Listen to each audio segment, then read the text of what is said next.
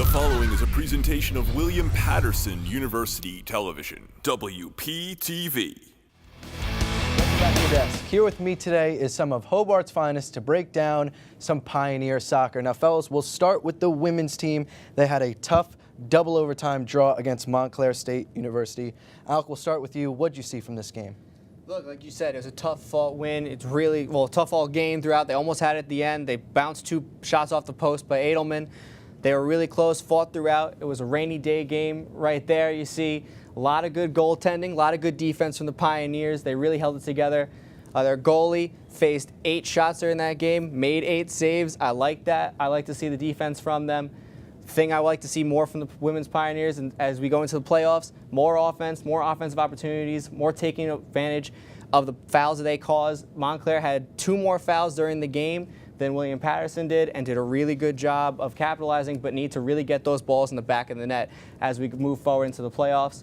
Right here you see another one bounced off the post by Edelman as we finish up, and then a long shot coming into the box that just missed and gave the William Patterson Pioneers a lucky break. Another great save from their goaltender there, who's made a lot this season. Yeah, we'll look at the stats from the game. Obviously, it was a 0-0 draw. Shots, complete landslide for Montclair State with a 24-10 advantage on the Pioneers. Saves, 8 for the Pioneers and 4 for Montclair State. What's interesting, the fouls, 12-10. Little bit of a dirty game, but close. At least both teams came in the rivalry, providing both fouls. No landslide on either side. Mateo, what did you see from this game? I mean, what I saw from the game was like MSU had 24 shots. Like, that's a lot. I mean, Willie P had 10, but like they have more shots on goal. They have 4 against 8. So like that gives more precision. Like Marita Alderman, she had 4 on the post. So like that makes like a big difference because like MSU had 24 shots. The goalie had like the highest 8 shots on goal. Like her save, like is the highest game for her. But like William Patterson, Willie P, they have like a really good chance in the playoffs. So like it's gonna be something good. Vincenzo, what did you see from the game? Well, Chris, for me, I think out of the 2, William Patterson had the better chances. 2 hitting off the post is crucial. But for me, I give a lot of credit to the defense for going 110 minutes without conceding a goal. And much credit to Angela Sandelli, the goalkeeper. So a lot of credit to them. They worked hard. Daniel? From what I saw from the game, I took away was that it was a very tactical matchup where both defenses played well and that both teams were able to create opportunities and that better finishing is needed like when they create those opportunities. Yeah, now there's been a lot of impressive play from the women's team, obviously. No one player stands out more than the other, but looking at a quote-unquote MVP, Alec, we'll start with you. Who has impressed you the most from these Lady Pioneers? Well, Chris, when you think about the success the Lady Pioneers have had this year, it comes from that offense. Marissa Edelman is a terrific scorer, very, very good. Look at the stats over here, 12 goals, 6 assists, 30 points throughout the season, almost a 20% shot percentage. She is the offense. That could be her nickname during this season. She scored a hat trick against FDU with them being all of their offense, and with 18 of their 37 goals coming off of her boot, whether it's a setup or herself scoring, she is 50% of their offense this year, and I think that's huge going into the playoffs. Mateo?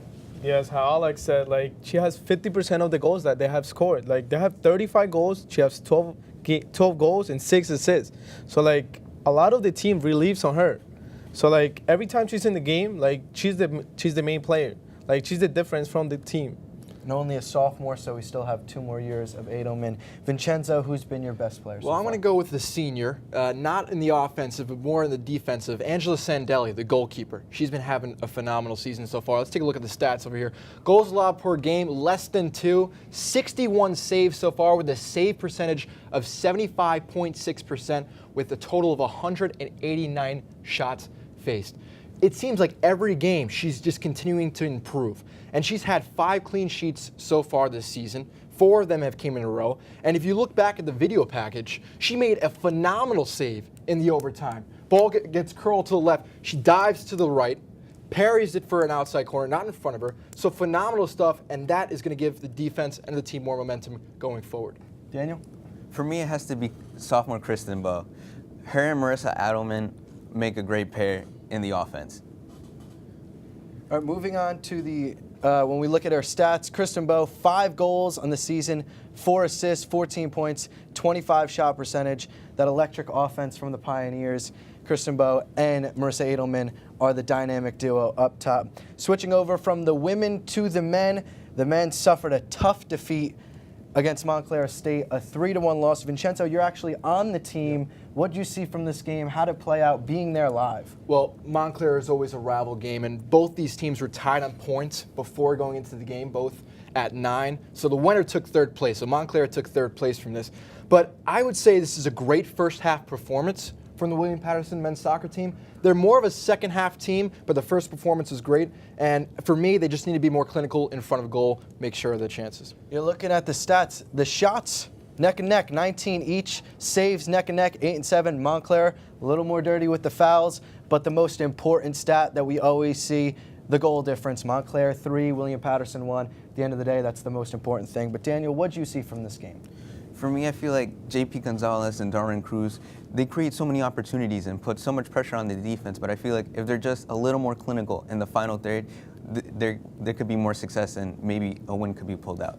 Mateo, what do you see from the men? Yeah, what is so fun in the games, like, they have to be more precision on goal. Because, like, as he said, JP is, like, the main player to go to. Because, like, they create a lot of opportunities with him. And but they don't finish, so they have to finish. Like JP Gonzalez has 5 goals, 5 assists. He has 15 points. So he has participated in 10 goals out of 40 that they have in total. So he's the player to go to. But they just need to finish. They need to finish a lot more. So for him to be the star player, he needs his players to play with him, because every goal goes with him.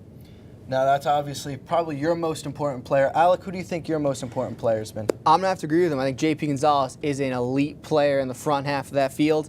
You're looking at, he is one of the most accurate shooting percentage on the team with 40%. And the most important thing, he's 5 for 5 from the spot this year, which is crucial in the playoffs. Vincenzo, who's been your most impressive player? I'm going to take it away from the midfield, go to the forwards. Keyshawn Brant Sharp. This guy is a bulldozer against all defense, opposing defenders.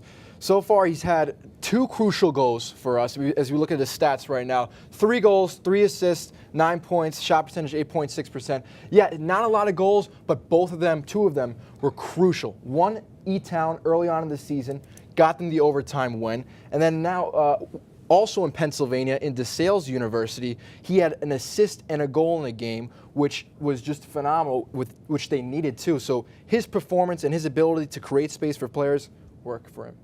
Daniel, who do you see? For me, it has to be Kyle Adams, another forward along with Keyshawn Bryant Sharp. I think he's efficient up and goal, 6 goals, 2 assists, 14 shots. He had a standout game against Ramapo College. That's going to do it for Pioneer Soccer. They do face, both teams will be traveling and facing Stockton tomorrow night on Saturday. Don't go anywhere, because up next, the baseball guys are back for some playoff action.